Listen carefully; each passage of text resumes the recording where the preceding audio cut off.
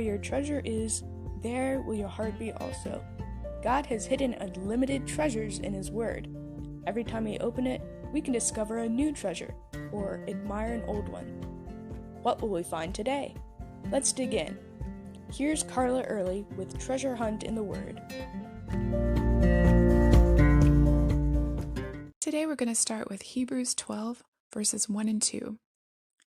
Therefore, since we're surrounded by so great a cloud of witnesses, let us lay aside every weight and the sin which clings so closely to us, and let us run with endurance the race that is set before us, looking to Jesus, the founder and perfecter of our faith, who for the joy that was set before him endured the cross, despising the shame, and is seated at the right hand of the throne of God.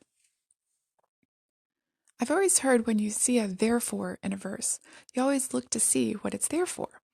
So looking back to see what we're talking about in these verses, we find Hebrews 11, which is known as the Hall of Faith.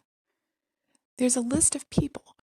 These are people we know, who we've studied, who we've seen try and fail, who we've seen had faith and triumph.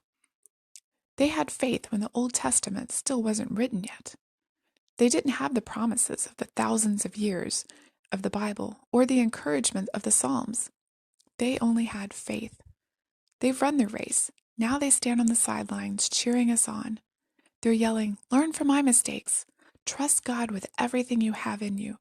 Have faith. Keep going." Let's take a closer look at our cheering section.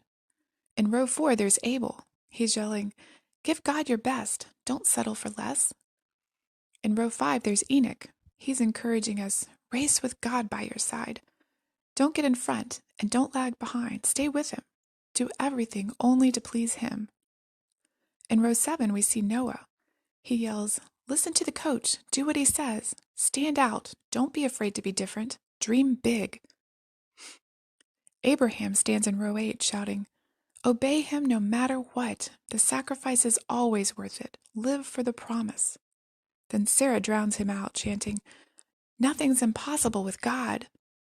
Isaac in row 20 yells, "Pass your faith on. Don't let it end in your generation."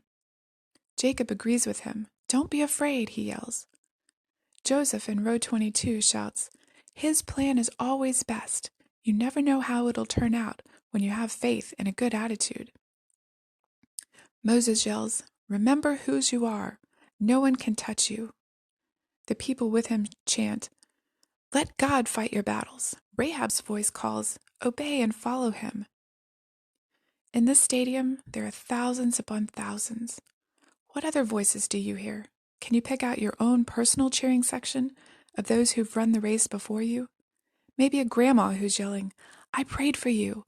God is still answering my prayers. Don't give up." Or maybe your 4th grade Sunday school teacher shouting, "Have faith, run hard." Or a parent reminding you, "Remember all I taught you. Be wise. Have joy in the journey. Don't give up. Keep going." They're all cheering you on, your great cloud of witnesses. But you're not looking at them. Your eyes are on the finish line where Jesus, your coach, your greatest encourager, your Savior, stands with his arms wide open saying, "You can do it because you're running in the race in my strength, and I've never failed you. Hold on to faith and you can make it. You're so close." How different is it to run the race knowing you have a cheering section? What people here on earth have been your cheering section in your life? I encourage you to take the time to thank them today, but also think about who you can be encourager for in their race. You've been a great encouragement to me, and I want to thank you right now. You can contact me at treasurehuntintheword@gmail.com. I'm Carla Early. Thanks for listening. And remember, where your treasure is, there will your heart be also.